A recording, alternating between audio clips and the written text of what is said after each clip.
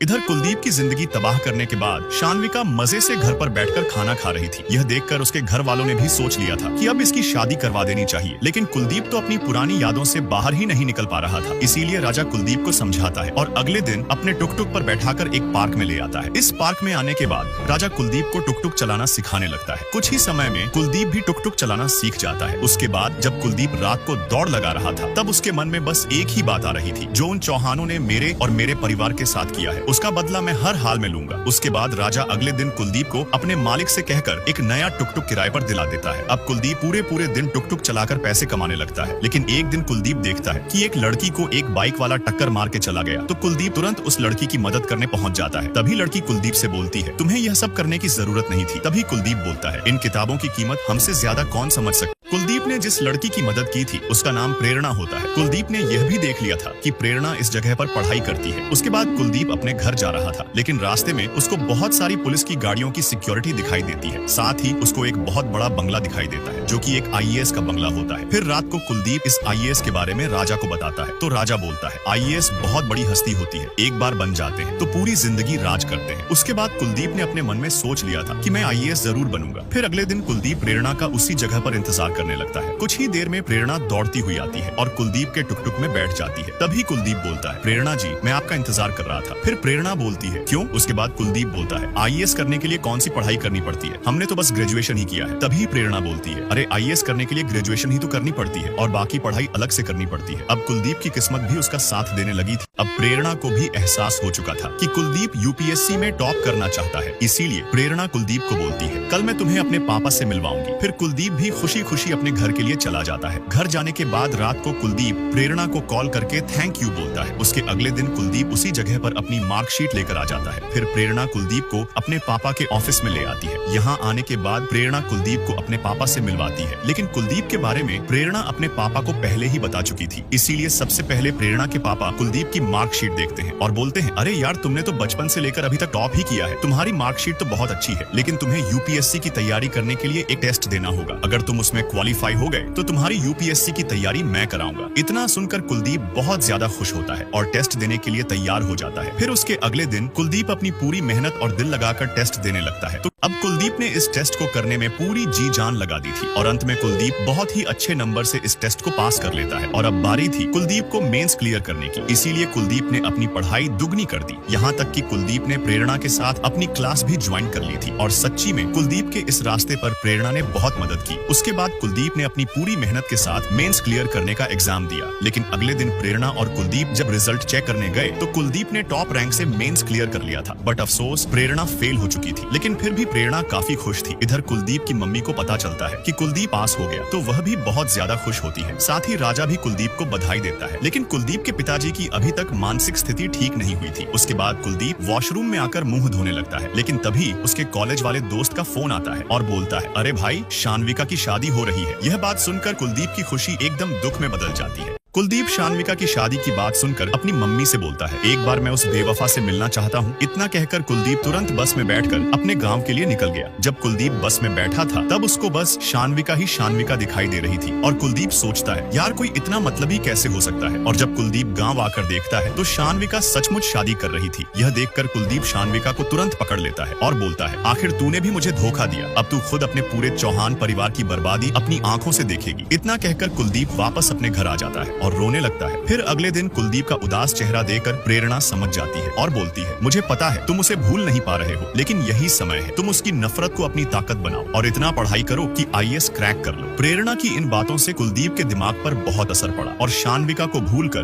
पूरी रात पढ़ने लगा। यहाँ तक कि लाइट जाने के बाद भी कुलदीप पढ़ता रहा। तो क्या कुलदीप आईएएस क्रैक करके शान्विका और उसके परिवार से अपना और अपने परिवार का बदला ले पाएगा या नहीं? जानने के लिए हमें लाइक और सब्सक्राइब कीजिए। नेक्स्ट पार्ट जल्दी आएगा।